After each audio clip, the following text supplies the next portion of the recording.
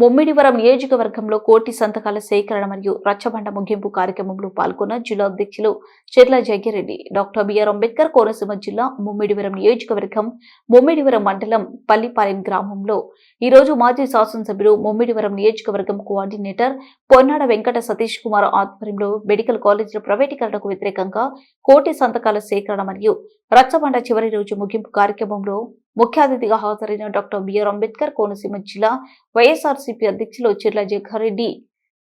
ఈ కార్యక్రమంలో CEC member Pithani Balakrishna, SEC member Kashi Balamuni Kumari, రాష్ట్ర కార్యదర్శి కర్రి నాగిరెడ్డి, ముమ్మిడివరం నియోజకవర్గ పరిశీలకులు చెల్లుబోయిన శ్రీనివాసరావు, రాష్ట్ర పంచాయతీరాజ్ విభాగం కార్యదర్శి పెన్మస్త చిట్టిరాజు, ముఖ్య నాయకులు, ప్రజాప్రతినిధులు, కార్యకర్తలు పాల్గొన్నారు.